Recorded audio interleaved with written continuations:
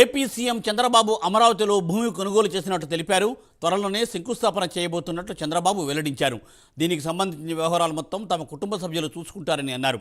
గత ప్రభుత్వం చేసిన భూ అక్రమాలపై సమగ్రమైన విచారణ కొనసాగుతోందని సీఎం అన్నారు. దీనిపై మరింత సమాచారాన్ని మా ప్రతినిధి శ్రీనివాస్ అందిస్తారు. శ్రీనివాస్. ఎస్ మూర్తి, ఆంధ్రప్రదేశ్ రాష్ట్ర ముఖ్యమంత్రి టీడీపీ అధినేత చంద్రబాబు నాయుడు ఈ రోజు తెలుగుదేశం పార్టీ కేంద్ర కార్యాలయానికి వచ్చారు. ఈ రోజు అక్కడ ఆయన పలువురు టీడీపీ నేతలు కూడా సమావేశమయ్యారు. దాని తర్వాత కూడా అక్కడ కొంత కార్యకర్తలు కూడా ఆయన సమావేశమయ్యారు. తర్వాత అక్కడ వచ్చిన ప్రజల నుంచి, కార్యకర్తల నుంచి కూడా వాళ్ళ వినతులు కూడా ఆయన స్వీకరించారు. అయితే ఈ సందర్భంగా ఆయన ముఖ్యమంత్రి చంద్రబాబు నాయుడు కూడా కొద్దిగా చిట్చాట్ చేశాడు మీడియాతో. ఈ సందర్భంగా ఆయన పలు అంశాలపైన కూడా, ఆసక్తికరమైన అంశాలపైన కూడా చర్చించారు. ప్రధానంగా చూసుకుంటే ఏదైతే అమరావతి ప్రాంతంలో తను సొంతంగా కూడా తన ఇంటి నిర్మాణం కోసం కూడా 5 ఎకరాల భూమిని కూడా కొన్నట్టు కూడా ఆయన చెప్పాడు. ఇక్కడ ఏదైతే ఆ భూమి కొనుగోలు విషయంలో కూడా ఖచ్చితంగా ఇక్కడ భవిష్యత్తులో ఇక్కడ ఇంటి నిర్మాణం చేపట్టాలనే ఉద్దేశంతో కూడా ఇక్కడ 5 ఎకరాల భూమిని కొన్నాను.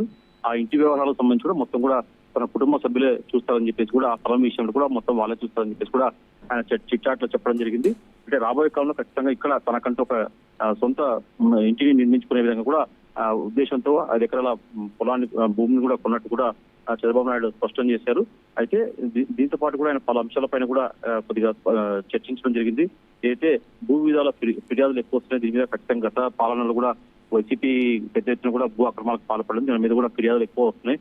దీని మీద ఖచ్చితంగా మేము ప్రభుత్వ పరంగా చర్యలు చేపట్టి బాధితులకు న్యాయం చేస్తామని చెప్పి కూడా చంద్రబాబు నాయుడు చెప్పడం జరిగింది.